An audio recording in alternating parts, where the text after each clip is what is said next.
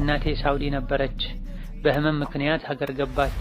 እዚሁ ሳውዲ ያለች ከሽርክም በተቻላት ትጠነቀቅ ነበረ። ሀገር ስገባ ግን በሽታው እየጠናባት ሐኪምም ብትሄድ አልተሻላትም። ሩቃዎችንም ሞክራ ነበረ፣ አልተዋት። ሩጌሳ የሚባለው የካፍሮች ጸበልና አዋቂም የሚባል እንደሄደችና ጫት እየቃሙ የእጽዋት ስራ ስር የሚሰጥ ሰው ዘንድም እንደሄደች ሰማሁኝ። በዚህ ስራዋ ከእስልምና ትወጣለችን? አሁንስ ምን ታድርግ? ከፋራ ሳለውን? አሁንም በሽታው አልተዋትም። 4 ዓመት የሆናት ነው። አካሏ በጣም ተጎድቷል፣ ግን አእምሮዋ ጤነኛ ነው። ሶላት አትሰግድም፣ አትጾምም። በእጇ የሆነ ነገር መስራት አትችልም። ምን ማድረግ አለብን የሚል ጥያቄ ነው። 2 እናቶች አሁን ላይ እድሜያቸው ከ30 በላይ ነው። የረመዳንን ጾም ቀዷ አያወጡም ነበረ። በረመዳን ወልደውም ያውቃሉ። ለምን ያህል ዓመታት ቀዷ እንዳልመለሱ አያውቁትም። ምን ማድረግ አለባቸው? እንዲሁም ከፋራ ሳለባቸው ያብራሩልን። በጣም ተጨንቀዋል የሚል ጥያቄ። ዲኑ ጥሩ የሆነ ልጅ ልንጋባ ከወሰነ በኋላ ቤተሰብ ደምነን አይሆንም ብለው ኒካህ አናስርም አሉኝ። እኛ ይሄ ነገር በቁርአንና በሐዲስ የለም፣ ካላሰራችሁልን ሸሪዓ ፍርድ ቤት እናስራለን ብለን ኒካሁን በሸሪዓ ፍርድ ቤት ብናሳስር እንዴት ይታያል? የሩቅ ደም ነው፣ ቅርብ የሚባል አይደለም የሚል ጥያቄ ነው። ባለቤቴ ባለማወቅ በሪባ ገንዘብ አበድሮ 7000 ብር አበድሮ 14000 ብር መቀበሉን ነገረኝ። በኋላ ሲሰማ ሐራም መሆኑን አወቀ። ይሄኔም እከፍላታለሁ፣ ከሞትኩም ለወንድሞቼ ንገሪልኝ እንዲከፍሉ አለኝ። እኔም እኔ እከፍልለታለሁ ብዬ ቃል ገባሁ። ነገር ግን አሁን ላይ ከባለቤቴ ጋር ተለያይተናል። መክፈል አለብኝ? ቃል ስለገባሁ ያብራሩልኝ የሚል ጥያቄ። የምሰራው ስቴሽነሪ ቤት ነው። የኮፒ ወረቀት ከመንግስት መስሪያ ቤትም ሆነ ከግል ድርጅት ያመጡ ይሸጡልኝ ነበር። አሁን ይህን ስራ ስርቆት መሆኑን አውቄ ትቼዋለሁ። እስከዛሬ የሰራሁት ብር መመለስ አለብኝ? እንዴት ነው መመለስ ያለብኝ? ያመጡልኝን ሰዎች የማላውቃቸው ከሆኑስ ምን ማድረግ አለብኝ የሚል ጥያቄ። ሰላሙ አለይኩም ወራህመቱላሂ ወበረካቱሁ። አልሐምዱሊላህ ወሰላቱ ወሰላሙ ዐላ ኸይሪ ኸልቂላህ ሙሐመድ ብን ዐብድላህ ወዐላ አሊሂ ወአስሐቢሂ ወመን ዋላህ። اللهم لا علم لنا إلا ما علمتنا إنك أنت العليم الحكيم يا معلم آدم وإبراهيم علمنا ويا مفهم سليمان فهمنا وأعوذ بك اللهم أن أقول فيك ما ليس لي به علم فأضل وأضل أما بعد ዛሬ ከምናያቸው ጥያቄዎች የመጀመሪያው ዘካ የሚወጅበው ከፍተኛ ገንዘብ ላለው ሰው ይመስለኝ ነበርና ዘካ አውጥቼ ነበረ። የተቀመጠ ገንዘብ አለኝ በቤተሰብ አካውንት። ለእናቴም ቤት ሰርቻለሁ። ዘካ ባልወጣበት ብር ቤቱ ምን ያህል ወጪ እንደወጣለት እኔም ቤተሰቦቼም አናውቅም። ምን ማድረግ አለብኝ የሚል ጥያቄ ነው። አርካነል ኢስላም የዲን መሰረት የሚባሉ ነጥቦችን እያንዳንዱ ሙስሊም በሚገባ ሊያውቅ ይገባዋል። ከአርካነል ኢስላም መሃል አንዱ ዘካ ነው። ስለ ሶላት፣ ስለ ዘካ፣ ስለ ጾም እያንዳንዱ ሙስሊም በሚገባ ሊያውቅ ይገባዋል።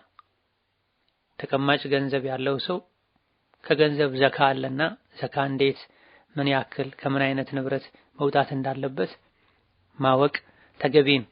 የዘካን ግዴታነት ባለማወቅ ምክንያት ዘካ ያልወጣባቸው አመቶች ካለፉ ስላላወቅኩ ተብሎ አይተውም። አለማወቁ በየአመቱ አለማውጣት ወንጀለኛ ማድረጉ ይቀራል እንጂ አላዋቂነቱ ካወቁ በኋላ ማውጣትና የምስኪኖችን ሐቅ መስጠቱን አያስቀር። ስለዚህ 5 ዓመትም ይሁን የ4 ዓመት የ10 ዓመት ዘካ ያለበት ሰው ስላላወቀ ይቀራል ችግር የለውም አይባልም። ባለማወቅህ ወንጀለኛ አትባልም። ሳታውቅ ስለሆነ ያላወጣኸው ወንጀለኛ አትባልም። ነገር ግን ማውጣቱ አይቀርልህም ይባላል። ስለዚህ ዘካ ሳይወጣባቸው ያለፉ ዓመታትን ቆጥሮ ከነበረው ገንዘብ በየዓመቱ ይሄን ያክል ዘካ የሚወጅብበት ገንዘብ ነበረኝ ተብሎ ሂሳብ ተሰርቶ ዘካ ይወጣል። በትክክል መጠኑ ካልታወቀ አካውንት ላይ የተቀመጠ ተብሏል፣ ቤት የተሰራበት ተብሏል። ገንዘቡ የተቀመጠበት ባንክ ቤት ላይ መረጃ ሊኖር ስለሚችል ቤቱም ምን ያክል ሊያወጣ እንደሚችል ባለሙያ ጠይቆ ማወቅ ስለሚቻል ትክክለኛውን እንኳን ባያውቁ እውቀት ያለው ሰው ባለሙያ የሆነ ሰው ገምቶ 100 ሺህ ነው 120 ሺህ 50 ሺህ ነው 30 ሺህ ከተባለ ከፍተኛውን ጥንቃቄ በማድረግ ከፍተኛውን ቁጥር በመያዝ ዘካ ማውጣት ይቻላል። ሌላኛው ጥያቄ ባለቤቴ ባለማወቅ በሪባ ገንዘብ አበድሮ 7000 ብር አበድሮ 14000 ብር መቀበሉን ነገረኝ። በኋላ ሲሰማ ሐራም መሆኑን አወቀ። ይሄኔም እከፍላታለሁ ከሞትኩም ለወንድሞቼ ንገሪልኝ እንዲከፍሉ አለኝ። እኔም እኔ እከፍልለታለሁ ብዬ ቃል ገባሁ። ነገር ግን አሁን ላይ ከባለቤቴ ጋር ተለያይተናል። መክፈል አለብኝ? ቃል ስለገባሁ ያብራሩልኝ የሚል ጥያቄ ነው። እሱ ከሞትኩ ክፈሉልኝ ከሆነ ያለውና ከሞትክ እኔ እከፍልልሃለሁ በሚል ከሆነ ቃል የተገባው እሱ በህይወት እስካለ ድረስ መክፈሉ ግዴታ አይሆንም። ሳይከፍል ከሞተ እኔ እከፍልልሃለሁ ተብሎ ኃላፊነት ከተወሰደ ግን ቃል የገባ ሰው ቃሉን መሙላት ኃላፊነቱን መወጣት አለበት። አላህ ተባረከ ወተዓላ ወአውፉ ቢልዐህዲ ኢነል ዐህደ ካነ መስኡላ ብሏል። ቃላችሁን ሙሉ ቃል ያስጠይቃል ተብሏል። መፋታቱን በተመለከተ በትዳር አብረን እስካለን ድረስ እስካልፈታኸኝ ድረስ የሚል መስፈርት ካልተቀመጠ ኒካሑ መውረዱ ቃልን እንዳይሞሉ አያደርግም። ላለመክፈል ከተወሰነ ወይም አቅም ከሌለ እኔ እከፍላለሁ ብዬ ነበረ አልከፍልም፣ ራስህ የምትከፍልበትን ሁኔታ አመቻች ካልሆነ ወሱያህ ላይ ጽፋ አስቀምጥ፣ ለሌላ ሰው ኃላፊነቱን ስጥ በማለት እሱም እንዳይጠየቅ ማድረግ፣ ራስም የገቡትን ቃል መሙላት ካልተቻለ ኃላፊነት ማውረድ ይቻላል ይገባልም ጭምር። ሌላኛው ጥያቄ የምሰራው ስቴሽነሪ ቤት ነው። የኮፒ ወረቀት ከመንግስት መስሪያ ቤትም ሆነ ከግል ድርጅት ያመጡ ይሸጡልኝ ነበር። አሁን ይህን ስራ ስርቆት መሆኑን አውቄ ትቼዋለሁ። እስከዛሬ የሰራሁት ብር መመለስ አለብኝ? እንዴት ነው መመለስ ያለብኝ? ያመጡልኝን ሰዎች የማላውቃቸው ከሆኑስ ምን ማድረግ አለብኝ የሚል ጥያቄ ነው። ሙስሊም ሲሸጥ ሲገዛ ጥንቃቄ ማድረግ አላህን መፍራት ይጠበቅበታል። የሚሸጠው ዕቃ ባለቤት አለመሆኑ በግልጽ የሚታወቅ አልያ ደግሞ አዝማሚያው ሁኔታው ሲታይ ውድ የሆነን ዕቃ በርካሽ ሲሸጥ በማየቱ ሲረበሽ ሲሸበር ወደ ግራ ወደ ቀኝ ሲያይ በማየት ምክንያት የሚሸጠው ንብረት ህጋዊ ባለቤት አለመሆኑ ከተገመተ ምልክቶች ከታዩበት የወንጀለኛ የሌባነት ምልክት ከሚታይበት ሰው መግዛት አይቻል። ከሌባ መግዛት ሌብነት ላይ መተባበር ነው የሚሆን። የተሰረቀ ዕቃ መሆኑን ያወቀ አንድን ዕቃ የገዛ ሰው ወንጀሉንም ውርደቱንም እሱ ይሸከማል የሚል ሐዲስ ተነግሯል። አላህም ተባረከ ወተዓላ በወንጀል አትተባበሩ በመልካም ነገር ተባበሩ አላህን ፍሩ ብሏል። ሙእምን አንድን ተግባር ወንጀል መሆኑን በልቡም ቢሆን ያውቃል። በተወሰነ መልኩ አላህን የሚፈራ ኢማን ያለው ልብ ከሆነ ሰው እንዳያውቅበት የሚፈልግ ሲያደርገው ልቡ የሚጨናነቅበት ተግባር አብዛኛውን ጊዜ ወንጀል ይሆናል። የተሰረቀ ዕቃን እያወቁ መግዛት ሌብነት ነው፣ በወንጀል መተባበር ነው፣ ግልጽ ወንጀል ነው። ነገር ግን የስርቆት የተሰረቀ ዕቃ መሆኑን ሳያውቅ የገዛ ሰው ይሄን ያደረገው ባለማወቅ መሆኑ ወንጀለኝነቱን ያስቀረለታል። ነገር ግን የሰውን ሐቅ መመለሱን የተበላሸውን ነገር ማስተካከሉን አያስቀርለትም። ስለዚህ በህገወጥ መንገድ የተሸጠው ዕቃ ባለቤት ከታወቀ ከየትኛው ተቋም እንደወጣ ማወቅ ከተቻለ ይመለሳል። ገንዘቡን ከነሱ መውሰድ አይገባም። ከሸጠው ባለቤት ነው የሚወሰደው ከታወቀ። ምናልባት ገንዘቡ ሲመለስ ለግለሰብ የሚሆን ለተቋም ተሸጦ ህጋዊ ባልሆነ መንገድ ወስዶ ከሸጠው ሰው ሳላውቅ ገዝቼ ነው ብሎ መናገር ይቻላል። አስተያየት ማድረግ መቀነስ። እንደዛ ከሆነ ችግር የለውም ይቅር ማለት የሚችል ሰው ከሆነ ስልጣኑ ካለው መብቱ ካለው። ከየት እንደመጣ የማን እንደሆነ ካልታወቀ ለጠቅላላ የህዝብ አገልግሎት እንዲውል ራሱ ካለ እቃውን ራሱን ከሌለ ደግሞ ገንዘቡን መስጠት ይጠበቃል። መጠኑን ማወቅ ካልተቻለ መገመት ነው። ምን ያክል ጊዜ ከእንዲህ አይነት ሰው እቃ ገዝቻለሁ ብሎ ከራስ ጋር ተነጋግሮ ጥንቃቄ በተሞላበት መልኩ ይሄን ያክል ነው ሊሆን የሚችለው ከዚያ አያልፍም ተብሎ የታመነበትን አላህ ዘንድ ያድነኛል፣ ከዚህ በላይ አልወሰድኩም ተብሎ ልብ እርግጠኛ የሆነበትን ወይም አብዛኛው ግምት የሚያመዝንበትን አውጥቶ መስጠት።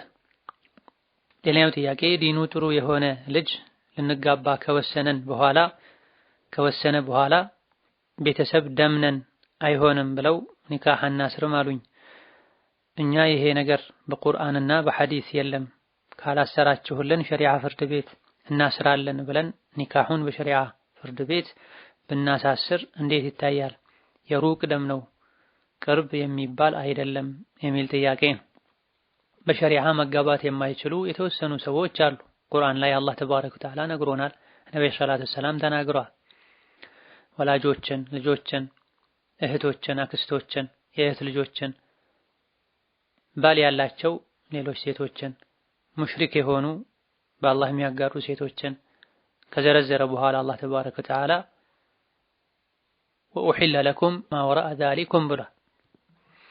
ከተዘረዘሩት ውጪ ያሉትን አላህ ሐላል አድርጎላችኋል ብሏል። ስለዚህ በቁርአን በሐዲስ በኢጅማዕ በፊቅህ ሊቃውንት ስምምነት ያልተከለከሉ የዝምድናም ይሁን የጡት መጣባት ሌላ ትዳር ያላት በመሆኗ ምክንያት መሰል ከልካይ ምክንያቶች ሳይኖሩ የሩቅ ዝምድና ስላለ ካጎት ካክስት ልጅ ጀምሮ ወደ ያለ ዝምድና ስላለ ብቻ አትጋቡም ማለት አግባብ አይደለም።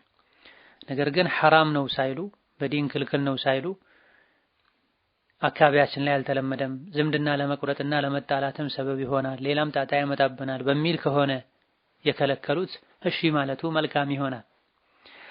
እንዲህ አይነት ምክንያቶች ሳይኖሩ እንዲሁ ሐራም ነው ብለው በማመን ከሆነ ሸሪዓ ፍርድ ቤት ሄዶ ማሰሩ ምንም ችግር የለው።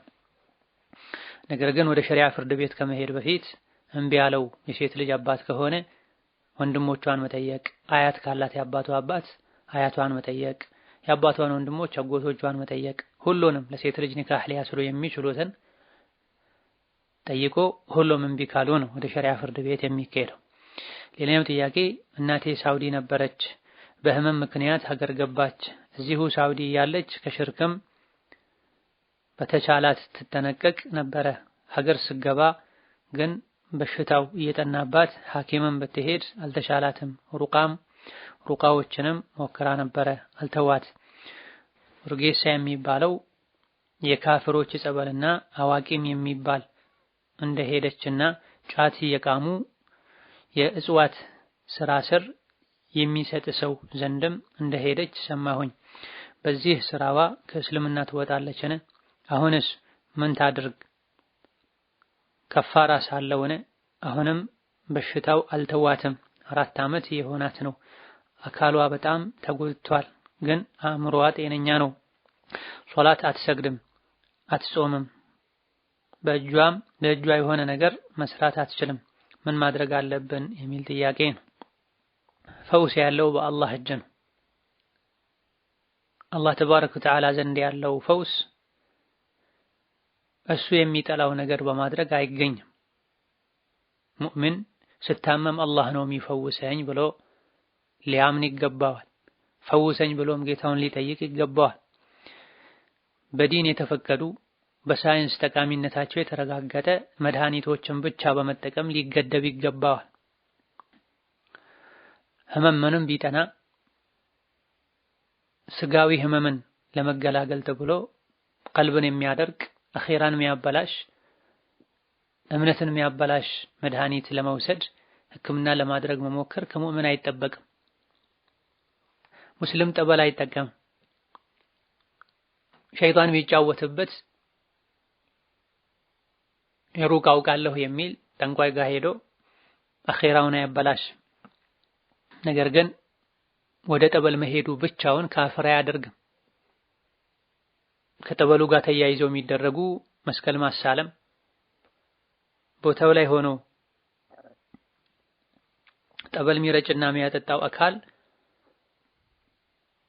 የመፈወስ አቅም አለው ተብሎ ከኩፍር ከሽርክ እምነት ጋር የተያያዘ እምነትና ተስፋ ኖሮ ካልተደረገ በአንደበት የኩፍር ቃል እስካልተናገሩ ድረስ ወደዛ መሄዱ ብቻ አያከፍርም።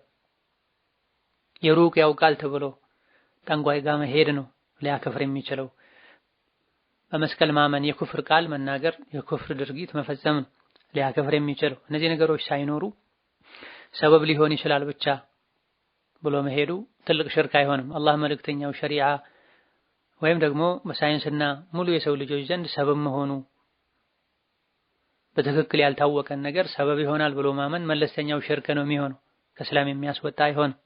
ጫት የሚቆሙ ሰዎች ጋር ሄዶ ይፈውሱኛል ብሎ ማመንም ትልቅ የሆነ ስህተት ነው። ከአላህ ውጪ በራሱ ጊዜ መፈወስ የሚችል ማንም የለም። ነገር ግን ጫት የቃሙ ዱዓ ያደረጉ አላህ ይፈውሰኛል ብለው ከሆነ ይሄ ትክክለኛ ያልሆነ ፈውስ መፈለጊያ መንገድ። ጫት መቃም ወንጀል ነው። ከዱዓ ጋር ማያያዙ ደግሞ ሌላ ተጨማሪ ወንጀል ነው፣ ቢድዓ ነው። ጫቱን ከመቃም ጋር ከአላህ ውጪ ያሉ አካላትን ፈውሱን ማለት ካለበት ደግሞ ሽርክ ይሆናል። ሆኖም ለሁሉም ተውበት ማድረግ በቂ ነው። ሶላቱን ጾሙን በተመለከተ አቅሏ ከራሷ ጋር እስካለ ድረስ ሶላቱ አይቀርም። ባለችበት ሁኔታ ቁጭ ብላም ይሁን ጋደም ብላም ይሁን መስገድ ይጠበቅባታል። ጾሙን በተመለከተ በጊዜው መጾም ካልቻለች መቼም የማይለቅ በሽታ ነው ብሎ ታማኝ ባለሙያ እስካልተናገረ ድረስ እስክትድን ድረስ ተጠብቆ ባለችበት ሁኔታ መጾም ካልቻለች የበላች ቆይታ ስትድን ቀዷ ታወጣለች። በሽታው ሚለቅ አይደለም ተብሎ በታማኝ የጤና ባለሙያ ከተነገረ ግን ለእያንዳንዱ ቀን አንዳንድ ምስኪን ማብላት ይጠበቅባታል። ነስአሉላህ የሽፊየና ወየሽፊ መርዷል ሙስሊሚን አጅመዒን። ሌላኛው ጥያቄ የአባቴ የእናቱ ወንድሞች ለኔ አጅነቢ ይሆኑብኛል የሚል ጥያቄ። የአባት የእናቱ ወንድሞች አጎቶቹ ናቸው ለሱ። የአባት የእናት አጎቶች አክስቶች አጅነቢ አይሆኑም። ሌላኛው ጥያቄ እህታችን ባለቤቷ ለ10 ዓመት ያክል ወደ ሌላ ሀገር ሄዶ ምንም አይጠይቃትም ነበረ። በህይወት መኖሩን አታውቅም ነበር። በሸሪዓ ፍርድ ቤት ኒካህ ልታስወርድ ስትጠይቅ ኒካህ የለም ምክንያቱም ምንም ነገር ያደረገላት አልነበረም አሏት። ሰዎች ደግሞ ኒካህ አለ አሏት። አሁን ትዳር መጥቶላት ነበረ። ምን ማድረግ አለባት ያብራሩልን የሚል ጥያቄ። ኒካሁን ባል እስካላወረደው ድረስ ወይም መሞቱ እስካልተረጋገጠ ድረስ ወይም ጠፍቷል ከእንግዲህ አይመጣም ብሎ ቃዲ የሸሪዓ ፍርድ ቤት ኒካህ ወርዷል ብሎ እስካልወሰነ ድረስ ስለጠፋ ብቻ ኒካህ አይወርድም። ምንም ያደረገ ስላልሆነ ኒካህ የላትም ማለቱም ትልቅ ስህተት ነው። ወይም ባራሱ ፈትቻለሁ ሲል ወይም እሷ ከሱ ጋር እንዳትኖር የሚያደርጋት ምክንያት ኖሮ ሸሪዓ ፍርድ ቤት ሄዳ አመልክታ ቃዲ ሲያወርደው ወይም ደግሞ ለረጅም ዓመታት ጠፍቶ ከዚህ በላይ አልጠብቅም ብላ ሸሪዓ ፍርድ ቤት አመልክታ ሁኔታው ተጣርቶ ቃዲ ኒካሁን ሲያወርደው ነው ኒካህ ሊወርድ የሚችለው እንጂ ስለጠፋ ወጪ ስላላደረገ ብቻ ኒካህ አይወርድም። ስለዚህ ከዚህ በላይ አልጠብቅም ካለች ሸሪዓ ፍርድ ቤት ሄዳ አመልክታ የሱን ቤተሰቦች ጠርተው አናግረው ኒካሁን አውርደው ፍቺ ነሽ ካሏት ሌላ ባል ማግባት ትችላለች። የቀድሞ ኒካህ በትክክል ሳይወርድ ሌላ ባል ማግባት አትችልም። ሌላኛው ጥያቄ ሁለት እናቶች አሁን ላይ እድሜያቸው ከ30 በላይ ነው። የረመዳንን ጾም ቀዷ አያወጡም ነበረ። በረመዳን ወልደውም ያውቃሉ። ለምን ያህል ዓመታት ቀዷ እንዳልመለሱ አያውቁትም። ምን ማድረግ አለባቸው? እንዲሁም ከፋራስ አለባቸው? ያብራሩልን። በጣም ተጨንቀዋል የሚል ጥያቄ። በወሊድ በእርግዝና በህመም በጉዞ ምክንያት በጊዜው ረመዳንን መጾም ያልቻለ ሰው ዑዝሩ ችግሩ እንደተቀረፈ ፈጥኖ ቀዷ ማውጣት ይጠበቅበታል። በጊዜው ፈጥኖ ቀዷ ማውጣት ያልቻለ ሰው ቢያንስ ቀጣዩ ረመዳን ከመግባቱ በፊት ቀዷ ማውጣት ዋጅብ ይሆንበታል። ስለዚህ እነዚህ እናቶችም በጊዜው ቀዷ ማውጣት ነበረባቸው። ለረጅም ዓመታት አለማውጣታቸው ወንጀል ነው። ተውበት ማድረግ ይበቃቸዋል። የተወሰኑ ዑለሞች ባዘገዩት የቀዷ ዓመት ልክ ለእያንዳንዱ ቀን አንዳንድ ምስኪን ማብላት አለባቸው የሚሉ አሉ። በዘገየው እያንዳንዱ የጾም ቀዷ ቀን ሳይከፈል በቆየው ዓመት ልክ ያድጋል። 2 ቀን ጾም 2 ዓመት ያዘገየ ሰው 4 ምስኪን ነው ማብላት ያለበት። 3 ቀን 3 ዓመት ያዘገየ ሰው 9 ምስኪን ነው መብላት ያለበት የሚል አቋም ያላቸው አሉ። ነገር ግን ይሄ በቁርአንም ይሁን በሐዲስ በግልጽ አልተነገረም። ረመዳንን በጊዜው ያልጾመ ሰው ሌላ ጊዜ ቀዷ ያውጣ፣ ያልጾማቸውን ቀኖች ቆጥሮ ቀዷ ያውጣ ብቻ ነው የተባለው። ፈዒደቱን ሚን አያሚን ኡኸር ብቻ ነው ያለው። ነገር ግን ወንጀለኛ በመሆኑ መቀጣት አለበት በሚል ከተወሰኑ ታቢዒዎች በተገኘ ንግግር መሰረት መጾም የቻለ ሳይጾም 2-3 ረመዳኖች ያለፉበት ሰው ባሳለፈው የጾም ቀን ልክ መቀጣት አለበት፣ አንዳንድ ምስኪን ማብላት አለበት ተብሏል። ከኺላፍ ለመውጣት ጥንቃቄ ለማድረግ ሰደቃ የአላህን ቁጣም ስለሚያበርድ ወንጀልንም ስለሚያራግፍ አቅም ያለው ሰው ከጾሙ በተጨማሪ ከፋራ ለእያንዳንዱ ቀን አንዳንድ ምስኪን ቢያበላ ችግር የለውም ይባላል። ግዴታ ግን ለማድረግ የተከበረውን የሰዎችን ገንዘብ ያለ በቂ ማስረጃ፣ የሰዎችን የተከበረ ንብረት ያለ በቂ ማስረጃ አውጡ አብሉ ብሎ ማስገደድ አይቻልም። ጾሙን ቀዷ ማውጣቱ ብቻ ይበቃቸዋል። ምን ያክል እንዳለባቸው በትክክል አያውቁም ለሚለው በራሳቸው አላህ ዘንድ ከመጠየቅ ያድነኛል ብለው የሚሉትን አስልተው የልጆቻቸውን እድሜ በምን ወር እንደተወለዱ ከእያንዳንዱ ዓመት ምን ያክል ቀን እንዳልጾሙ ሙሉንም ካልጾሙ ምን ያክል ዓመት ነው በወሊድ ምክንያት በእርግዝና ምክንያት ሳይጾሙ ያሳለፉት የሚለውን በማጥናት ቤተሰብ በመጠየቅ ራሳቸውም በማሰብና በማስላት የ5 ዓመት ጾም ነው ያለብኝ፣ የ6 ዓመት የ3 ዓመት ተኩል ነው የ4 ዓመት ብለው አስልተው በሚችሉት ያክል አስታውሰው ለጥንቃቄ ከፍ ያለውን ቁጥር በመያዝ የ3 ዓመት ነው የ4 ዓመት ካሉ የ4 ዓመት አድርገው ሙሉ የ3 ዓመት የ1 ዓመት ደግሞ ግማሽ ነው ወይስ እሱም ሙሉ ነው ወይስ ከ10 ቀን ነው የሚለውን የተጠራጠሩበትን በከፍተኛ ቁጥር ይዘው ቀዷ ማውጣት አላህን ምህረት መጠየቅ ይጠበቅባቸዋል። هذا والله تعالى أعلم። ለዛሬ በዚህ እናበቃለን። የተቀሩትን ሌላ ጊዜ እንመለሳለን። ከፊት ለፊታችን ረመዳን እየመጣ ከመሆኑ አንፃር ለጊዜው ከጾም ጋር ከዘካ ጋር ያልተያዙ እንዲሁ እጅግ በጣም አስቸኳይ ጊዜ የማይሰጡ ጥያቄዎች ካልሆኑ በስተቀር ሌሎች ጥያቄዎችን አተላኩ። ወቢላሂ ተውፊቅ። ወሰላሙ አለይኩም ወራህመቱላሂ ወበረካቱሁ።